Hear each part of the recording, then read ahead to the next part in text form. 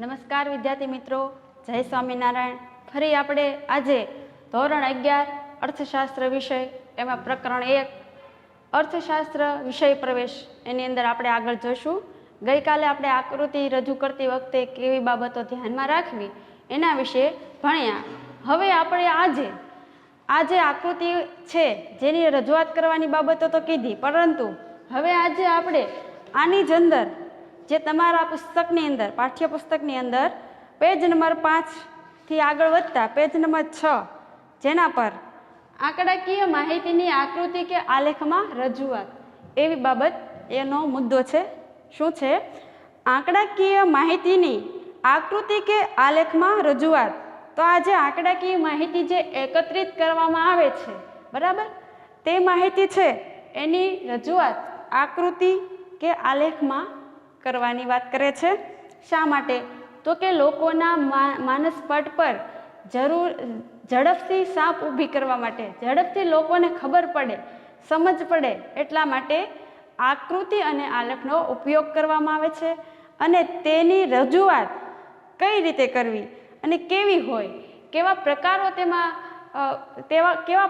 તેમાં હોય છે, આ બાબત અહીં આપણે ભણવાની છે।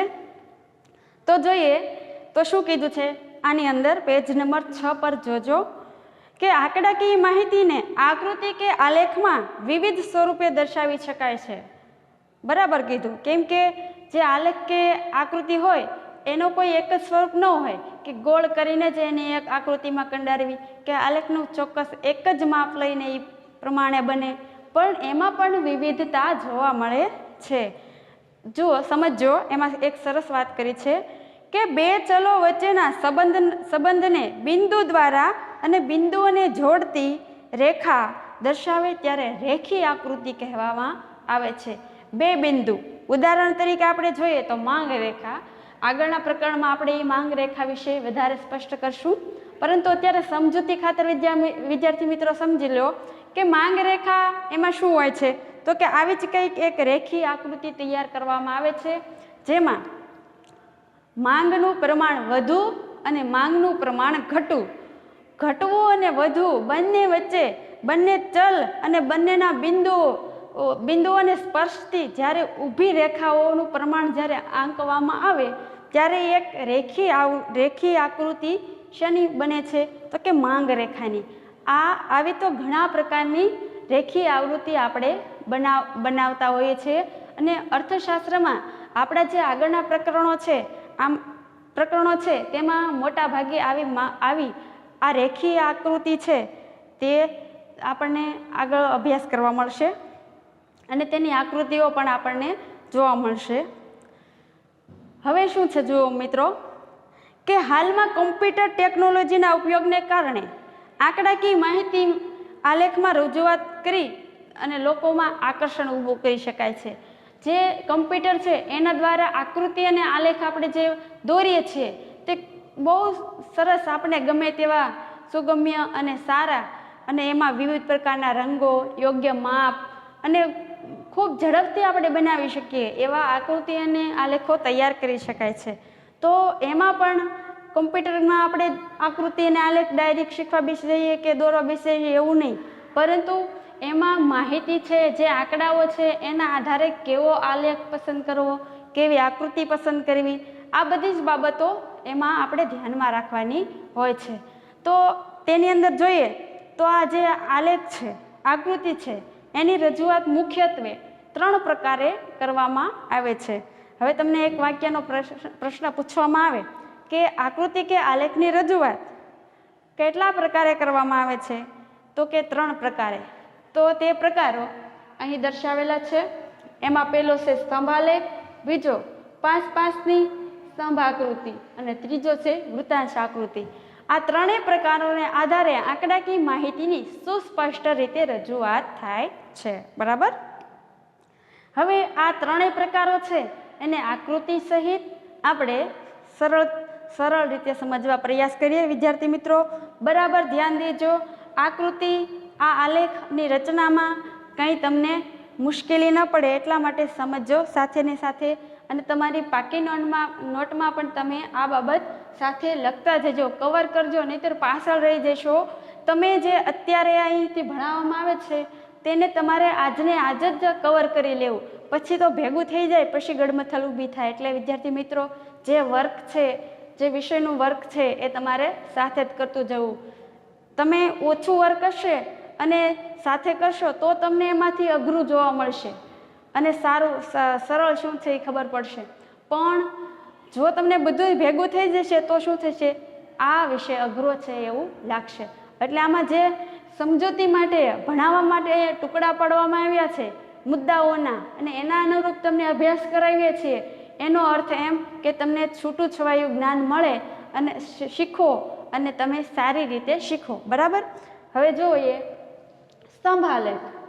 તો તમારી પુસ્તકની અંદર 1.9.1ની અંદર સ્તંભ આલેખ એની સમજૂતી સ્પષ્ટ કરી છે. અહીં આકૃતિ દર્શાવવામાં આવી છે. આને અનુરૂપ કોષ્ટક હોઈ શકે. કોષ્ટક હોય એના આધારે આપણે આલેખ દોરતા હોઈએ છીએ. હવે કોષ્ટકની અંદર એક ભાગમાં વર્ષ આપેલું હોય અને બીજા ભાગમાં ઉત્પાદન કે અન્ય કોઈ પરિબળ આપેલું હોય, તો તમારે એક વસ્તુ સમજી લેવાની, આપણે આગળ શીખી ગયા એમ કે સ્વતંત્ર ચલ અને પરતંત્ર ચલ, આ બે ચલના આધારે આલેખની રચના થતી હોય છે. પણ વિદ્યાર્થી મિત્રો, પરતંત્ર ચલ એ જ આધારિત ચલ. આધારિત ચલ કયો એમ કહેવામાં આવે તો પણ પરતંત્ર ચલ એ આધારિત ચલ છે, એનું બીજું નામ છે. હવે તમારે એક ખ્યાલ રાખવાનો કે સ્વતંત્ર ચલ છે એ તમારે ઊભી રેખા પર દોરવાનો છે. સ્વતંત્ર ચલ છે એ તમારે આડી રેખા પર દોરવાનો છે અને પરતંત્ર ચલ છે એને તમારે ઊભી રેખા પર દોરવાનો છે. સ્વતંત્ર ચલ છે એમાં પરિબળો આવે છે કે ગરીબીના પરિબળો, ઉત્પાદન કેટલું, પછી બેકારી કેટલી, વસ્તી કેટલી. આ સ્વતંત્ર પરિબળ છે એમાં પરિવર્તન પામતી પ્રક્રિયા હોય છે અને એનું આપણે માપન કરવાનું છે. એટલે કે જેનું પ્રમાણ, કેટલું પ્રમાણ છે એ માપવું, તો એ પરતંત્ર ચલ છે. એટલે કે પરતંત્ર ચલ એ એવી બાબત છે કે જેને માપવી છે, જેનું આપણે પ્રમાણ કાઢવું છે. અને સ્વતંત્ર ચલ છે એ વિદ્યાર્થી મિત્રો આપણે જેનું માપન કરીએ છીએ એ ચલ સ્વતંત્ર ચલ છે. આ વસ્તુને બરાબર ક્લિયરથી સમજજો. આગળ આ ચલની સમજૂતી મેળવ્યા બાદ વિદ્યાર્થી મિત્રો આગળ સ્તંભ આલેખ. તો શું કીધું છે કે આકૃતિમાં આધારિત ચલ ઊભી ધરી પર આપવામાં આવે છે અને સ્વતંત્ર ચલ આડી ધરી પર આપવામાં આવે છે. હવે અહીં આપણે ભારતમાં ઘઉંનું પ્રમાણ કે ઉત્પાદન જોવું હોય તો કોષ્ટકના આધારે આપણે આંકડા મળી ગયા. આંકડામાં વર્ષ અને કેટલું ઉત્પાદન એની ટકાવારી મળી ગઈ. હવે શું કરવાનું છે તો કે આપણે સ્કેલ માપ લઈ યોગ્ય રીતે અહીં નીચેના ભાગમાં વર્ષ જે સ્વતંત્ર ચલની જગ્યાએ અને પરતંત્ર ચલની જગ્યાએ ઉત્પાદન લાખ ટન જે હોય તે આપણે દર્શાવવાનું હોય છે. એવી રીતે આ બંને બાબતો દર્શાવ્યા બાદ આપણે અહીંયા વર્ષ, ત્યારબાદ એની ટકાવારી, આવા સ્તંભોને યોગ્ય રીતે સ્કેલ માપ લઈને દોરવા અને તેની ટકાવારી ક્રમિક રીતે આપવી.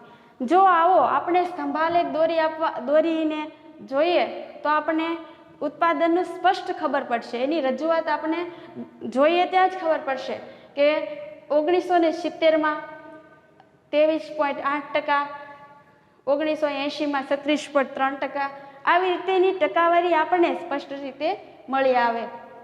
હવે તેમાં જ આગળ જઈએ તો આ જે આંકડાકીય માહિતી છે એનો આલેખ બીજો, એની અંદર એનો પ્રકાર છે 5 પાસેની સ્તંભ આકૃતિ. હવે તમે જ આ શબ્દને સમજી લો. 5 પાસેની એટલે નજીક નજીક બે સ્તંભ હોય તેવી આકૃતિ. જ્યારે સ્વતંત્ર ચલ કે એક આધારિત ચલ, એક જ સ્વતંત્ર ચલ અને આધારિત ચલ બે કે તેથી વધારે હોય ત્યારે 5 પાસેની આકૃતિ દોરવામાં આવે છે. હવે સ્વતંત્ર ચલની અંદર આપણે સ્ત્રી અને પુરુષ બંનેનું નિરીક્ષરતાનું પ્રમાણ માપવું છે. હવે એમાં આપણે પ્રમાણ શેનું માપવું છે તો કે નિરીક્ષરતાનું. એ નિરીક્ષરતા શું થયું, એ પરતંત્ર ચલ અને કયા વર્ષમાં એ થયું પરતંત્ર ચલ. બરાબર. તો હવે એની અંદર આપણે જોઈએ તો અહીં તમારી સામે એક આલેખ રજૂ કર્યો છે. એની અંદર અહીં વર્ષ 2001, 2002, 2003 આવી રીતના વર્ષો દર્શાવવાના અને સ્ત્રી પુરુષ કોનું પ્રમાણ કાઢવાનું છે? નિરીક્ષરતાનું, તો કે સ્ત્રી પુરુષનું. તો અહીં આપણે જે સ્તંભ દર્શાવવાના છે એની સ્પષ્ટતા માટે શું કરવાનું? તો કોષ્ટકમાં એનું કોઈ ચિત્રાત્મક કે ડિઝાઇનથી રજૂ કરવું કે આ સ્ત્રીનું કોષ્ટક આવી રીતનું સ્તંભ દોરવામાં આવ્યા છે અને પુરુષનો આવી રીતનો, જેના આધારે આપણને અહીં ખબર પડશે કે આ સ્ત્રીઓનું પ્રમાણ બતાવે છે અને આ પુરુષોનું પ્રમાણ બતાવે છે. એટલે જો પરીક્ષામાં પૂછાય તો આવી રીતનું તમારે સમજીને યોગ્ય રીતે આવો આલેખ દોરવો. તેથી આગળ જતાં આપણે જોઈએ તો પ્રકાર ત્રીજો એમાં છે વૃત્તાંશ આકૃતિ. તો વૃત્તાંશ આકૃતિમાં શું છે? તો વૃત્તાંશ આકૃતિમાં છે ને જુઓ,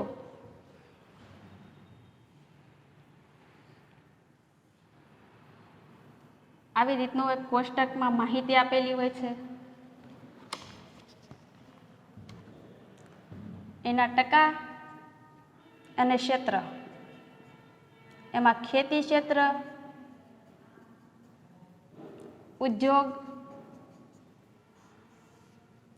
અને ત્રીજું સેવા.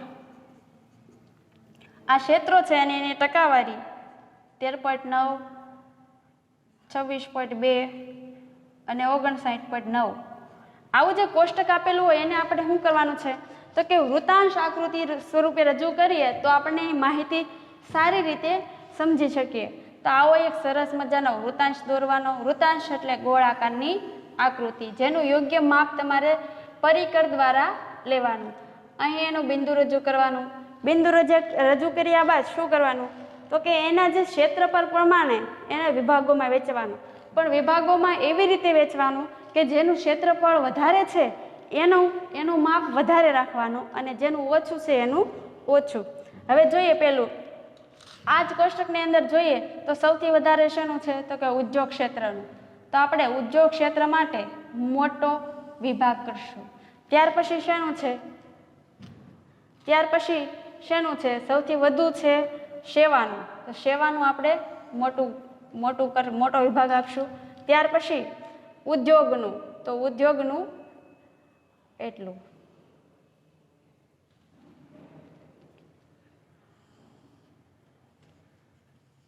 સેવા, ઉદ્યોગ અને ખેતી 13.9%, 59.9% અને અહીં 26.2%. જે વૃત્તાંશ છે આમાં આ વિભાગ ભલે પાડે આવી રીતના, પરંતુ એની પણ આપણે સિમ્બોલાઇઝ પ્રમાણે સમજૂતી રજૂ કરવાની કે આ વિભાગ છે એ સેવાનો છે, આ ટપકાવાળો ભાગ ઉદ્યોગનો છે અને ખાલી ભાગ ખેતીનો છે. આવી રીતની સમજૂતી આપણે વૃત્તાંશ આકૃતિની અંદર રજૂ કરવાની રહે છે. હવે આ ત્રણેય પ્રકારની આકૃતિ કે આલેખના પ્રકારો આપણે જોયા પછી, જે આકૃતિ પ્રમાણે જોયા પછી હવે આપણે જોઈએ અર્થશાસ્ત્ર વિષયનું મહત્વ. અર્થશાસ્ત્ર વિષય છે આપણે ભણીએ છીએ તો માત્ર ભણવા ખાતર નહીં, પરંતુ આપણે જીવનની વ્યવહાર શૈલી સાથે પણ તે ખૂબ જ ગહેરાઈથી સંકળાયેલું છે. તો આવો અર્થશાસ્ત્ર વિષય છે એનું ઉપયોગ શું છે, એનું મહત્વ શું છે, લોકો એના આર્થિક જીવનમાં કઈ રીતે ઉપયોગ કરે છે, તો એની અંદર જોઈએ તો આજનો યુગ એ આર્થિક યુગ છે. માનવી પ્રત્યેક પ્રવૃત્તિ લાભ કે ગેરલાભની તુલના સાથે થાય છે. બહુ ઓછામાં ઓછા લોકો કે જે સાવ નિસ્વાર્થ ભાવે કામ કરે છે. કોઈ અત્યારે સ્વાર્થ વિના કામ કરતું નથી. ભાગ્યે જ કોઈક એવું હોય છે કે નિસ્વાર્થ ભાવે કાર્ય કરતું હોય છે. તો આવા સ્વાર્થ એટલે કે આર્થિક ભાવ છે એનું માપન અર્થશાસ્ત્ર કરે છે. એનું મહત્વ અહીં 3 પ્રકારે આપ્યું છે. પેલું છે વ્યવહારિક મહત્વ. અર્થશાસ્ત્ર વ્યવહારની શૈલી સાથે સંકળાયેલું છે. રોજિંદા જીવન સાથે આપણે પણ કંઈક વસ્તુ દુકાને લેવા જઈએ તો તરત એટલાનું થયું, એટલો ભાવ હતો, એવું આપણે નક્કી કરી લઈએ છીએ. આ શું થયું? આપણી વ્યવહારિક મહત્વ. જે ભાવતાલ કે અન્ય બાબતો સાથે સંકળાયેલું હોય છે. બીજું છે આંતરરાષ્ટ્રીય ઘટનાઓ. આંતરરાષ્ટ્રીય ઘટનાઓની અંદર શું હોય છે તો કે અમેરિકા સુપર પાવર કેમ છે, એમાં કેવા ઉદ્યોગો છે, એમાં લોકોની કમાણી કેમ વધારે છે, આ બાબતનો અભ્યાસ અર્થશાસ્ત્ર કરે છે. એટલે કે કોઈ દેશની એમ નહીં, પરંતુ સમગ્ર બધા જ દેશોના આવા આર્થિક સવયવો દેશ રાખતા હોય છે. ભારતની આયાત કેટલી છે વિદેશમાંથી, ભારતની નિકાસ કેટલી છે, કઈ એવી વસ્તુ છે કે ભારતને મોંઘામાં મોંઘી મળે છે અને કઈ વસ્તુ એવી છે નિકાસમાં તે સૌથી સસ્તા ભાવે બીજા દેશને આપી દે છે. જેમ કે પેટ્રોલ ડીઝલ છે એની આયાત આપણા ભારત દેશમાં ઓછી અને વધારે ભાવે થાય છે, તો એ આપણા દેશ માટે એક આયાતલક્ષી પ્રશ્ન કહેવાય. આવી આયાત નિકાસ અને દેશની સદ્ધરતા માટે આ આંતરરાષ્ટ્રીય ઘટનાઓ માટે અર્થશાસ્ત્ર વિષય મહત્વ ધરાવે છે. ત્રીજું કીધું છે કે ઐતિહાસિક ઘટના. વિદ્યાર્થી મિત્રો, ઐતિહાસિક એટલે જૂનું પુરાણું, પહેલાં વીતી ગયેલી પરિસ્થિતિ કે સમયગાળો. હવે આ ઐતિહાસિક ઘટનામાં શું છે તો કે પહેલાં અંગ્રેજોનું શાસન હતું ત્યારે આપણે તેજા, ગરમ મસાલા, મલમલ, મરી મસાલા વગેરેની ઇંગ્લેન્ડના લોકોને વધારે આવશ્યકતા હતી, એટલે તો વેપાર કરવા માટે ભારત આવ્યા. ભારતમાં આવીને વેપાર કર્યો, પછી આપણી રોજગારી, ધંધા અને આપણા જે ઉદ્યોગો હતા એ પડી ભાંગ્યા. એને લીધે શું થયું કે આપણી ભારતીય જે શ્રમિક પ્રજા છે એનું શોષણ થયું. એના લીધે શું થયું તો કે ભાવ વધારો, ઊંચો કરવેરો, પછી અન્ય બીજે અસત, ગરીબી, બેકારી, આવા બધા પ્રશ્નો ઊભા થયા. તો આવી જે પહેલાં જે ઐતિહાસિક ઘટના આર્થિક બાબતના આધારે બની ગઈ તેનો અભ્યાસ કોણ કરે છે તો કે અર્થશાસ્ત્ર. કે ભારતમાં એટલામી સદીમાં આવા પ્રકારની ગરીબી હતી, આવા પ્રકારની મોંઘવારી હતી અને લોકોનું જીવન ધોરણ આવું બેબસ હતું. આ થઈ ઐતિહાસિક ઘટના. ત્યાર પછી અર્થશાસ્ત્ર વિષયનું મહત્વ દર્શાવ્યા પછી જોજો, આમાં તમે ગોટાળે ન ચડી જતા. અહીં પહેલું છે એ અર્થશાસ્ત્રનું મહત્વ 3 પ્રકારે દર્શાવ્યું છે. હવે ત્યાર પછી માત્ર ખાલી આર્થિક મહત્વ, જે અર્થરૂપી છે, જે નાણાકીય લેવડ દેવડ કે અન્ય મૂલ્યવાન વસ્તુ છે એવી આર્થિક મહત્વની વાત કરી છે. તો એની અંદર શું કીધું છે તો કે રોજબરોજની વ્યક્તિના નિર્ણયો લેવા માટે આ આર્થિક બાબત છે એ રોજબરોજના વ્યક્તિના નિર્ણયો લેવા માટે ઉપયોગી સાબિત થાય છે. કેવી રીતે તો કે અભિનેતા, ડૉક્ટર, વકીલ, ગાયક, શિક્ષક વગેરે પોતાના રોકાણો, પોતાનું બજેટ, આર્થિક પ્રવૃત્તિમાં ન જોડાયેલા લોકો પણ પોતાની બચત કે મૂડીરોકાણ ખર્ચ, આવકની પ્રવૃત્તિ સાથે જોડેલા હોય છે. હવે ગૃહિણી માંડીને ગમે તે વ્યક્તિ, શ્રમિક હોય કે ગમે તે કાર્ય કરતી હોય, તે પોતાના રોજિંદા બજેટની માહિતી તો રાખતી જ હોય કે આજે એટલા રૂપિયા કમાણા અને આજે એટલી જાવક થઈને એટલી આવક થઈ. આ શું થયું કે રોજબરોજની વ્યક્તિના નિર્ણયો, હવે આમાંથી એટલી આવક છે, એમાંથી શું લેવું અને શું ન લેવું, કેટલા પૈસા ખર્ચ કરવો, આ એના વ્યક્તિગત નિર્ણયો થયા. આ વ્યક્તિગત નિર્ણયો માટે આર્થિક મહત્વ છે. બીજું છે સરકારની નીતિને સમજવા માટે. આ બહુ મહત્વની વાત છે, કેમ કે સરકાર પાસે જે બજેટ હોય છે એ સંપૂર્ણ રાષ્ટ્રની જનતાનું હોય છે. તો એમાંથી બજેટ કયા ક્ષેત્રમાં, કયા સમયગાળામાં અને કઈ સમસ્યામાં વાપરવું એની જે માહિતી છે એ સરકારના હિસ્સામાં હોય છે. તો એની માહિતી એટલે કે ભારત જેવા દેશમાં સરકારની નાણાં નીતિ તથા રાજકોષીય નીતિ કે સમગ્ર આર્થિક નીતિ આપણા રોજબરોજ જીવનમાં ગંભીર અસરો સર્જે છે. રિઝર્વ બેંક રિપોર્ટના ફેરફારો મુજબ આપણે બચત રોકાણના નિર્ણયો કરવા જોઈએ. આ બેંકો છે એ આંકડાકીય માહિતીને એટલી સરસ રીતે યોગ્ય બનાવીને રાખે છે કે જેથી જે અન્ય નિરીક્ષક કે સાક્ષર ગમે તે વ્યક્તિ હોય તેને કોઈ સમસ્યા કે મુશ્કેલી ન ઊભી થાય. એટલે કે અર્થ અને પૈસાલક્ષી જે લેવડ દેવડની બાબત છે એમાં સરળતા અનુભવવા માટે આ આર્થિકનું મહત્વ છે. છેલ્લું મહત્વ છે 3 વ્યવસાયિક મહત્વ. આવક અને ખર્ચ, માંગ અને પુરવઠો આ તમામ વ્યવસાય સાથે જોડાયેલા છે. કેટલી આવક થાય, શું ખર્ચાય, કેટલી વસ્તુની માંગ છે, એની સામે કેટલો પુરવઠો છે, આ તમામ બાબતો અર્થશાસ્ત્રમાં અર્થ સાથે સંકળાયેલી છે. દરેક વ્યવસાયની આર્થિક ગણતરીઓ માટે મદદરૂપ થાય છે. વસ્તુ, સેવા, કિંમત નિર્ધારણ, સાધનો, કામચલાઉ, ખરીદ, વેચાણ, શ્રમિકો કે કર્મચારીના વેતન નક્કી થાય છે. કેટલું વ્યવસાયની અંદર વ્યક્તિ કામ કરે છે અને કેટલું પ્રમાણમાં વેતન દેવું અને એનું કામ છે એ કેટલા પ્રમાણમાં થયું એ બાબત નક્કી કરવા માટે, નિર્ણયો લેવા માટે અર્થશાસ્ત્રનો અભ્યાસ મદદરૂપ થાય છે. તીવ્ર સ્પર્ધાવાળા અત્યારે આધુનિક યુગ, બીજા દેશોની સાથે આધુનિકતા સાથે તાલ મિલાવીને ચાલવા માટે શું થયું? આજે તીવ્ર ઔદ્યોગિક ક્રાંતિ સર્જાય અને સ્પર્ધા, બજારોમાં સ્પર્ધા જોવા મળે કે કઈ વસ્તુ છે એ વધારે વેચાય અને પેલી બીજા દેશની વસ્તુ છે એની સરખામણીમાં આપણા દેશની વસ્તુ કેટલી ખપે. આવી તીવ્ર સ્પર્ધાવાળા બજારમાં કિંમત ઘટવાથી ગ્રાહકને આકર્ષી શકાય અને ગ્રાહકોને પણ આની માહિતીના આધારે પોતાની આવક અને જાવકની બાબતમાં વિચારી શકે. આ થયું વ્યવસાયિક મહત્વ. અર્થશાસ્ત્ર મૂળ રીતે આર્થિક નિર્ણયો કરવા મદદરૂપ થતું શાસ્ત્ર છે અને તેનું વ્યવસાયિક મહત્વ આર્થિક જગતના માણસમાં મુખ્ય 3 સ્વરૂપે છે. યાદ રાખજો, વ્યવસાયિક મહત્વ છે એ આર્થિક જગતમાં મુખ્ય 3 સ્વરૂપે છે. તો એ સ્વરૂપો કયા?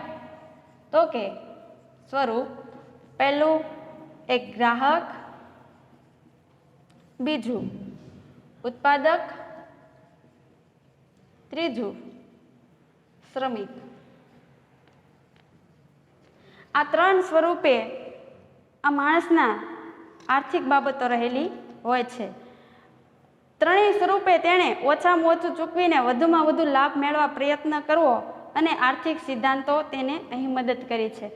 આ માટે જોઈએ તો અહીં ગ્રાહક, ઉત્પાદક અને શ્રમિક આ ત્રણેય છે એને યોગ્ય ન્યાય મળી શકે અને યોગ્ય વેતન કે વળતર મળી શકે, પોતાના કાર્યને અનુરૂપ સંતોષકારક વસ્તુ મળી રહે એવી બાબતનું ધ્યેય આર્થિક રીતે એટલે કે અર્થશાસ્ત્રના વિષયમાં રહેલું છે.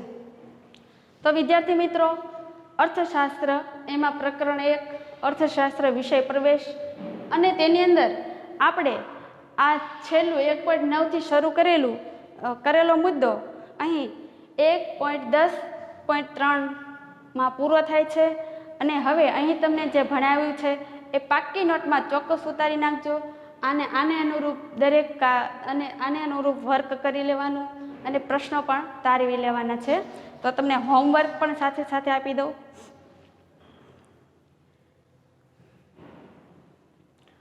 એક વાક્યનો પ્રશ્ન છે, નોંધી લેજો.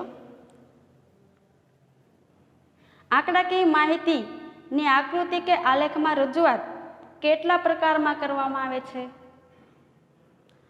આંકડાકીય માહિતી કે આકૃતિ કે આલેખની રજૂઆત કયા 3 પ્રકારે રજૂ કરવામાં આવે છે? સ્તંભ આલેખની આકૃતિ રચી ઉદાહરણ સહિત સમજાવો. એના 4 માર્ક. વૃત્તાંશ આકૃતિ દોરી, માત્ર કોઈ પણ ઉદાહરણ લઈ વૃત્તાંશ આકૃતિ દોરો. ત્યાર પછી અર્થશાસ્ત્ર વિષયનું મહત્વ સમજાવો. પછીનો પ્રશ્ન, આર્થિક મહત્વની સમજૂતી સ્પષ્ટ કરો. આર્થિક મહત્વની સમજૂતી સ્પષ્ટ કરો. બરાબર? તો એટલે સુધી રાખશું. એટલું વર્ક ચોક્કસ કરજો. ન સમજાય તો પૂછજો. ઓકે. જય સ્વામિનારાયણ. આભાર.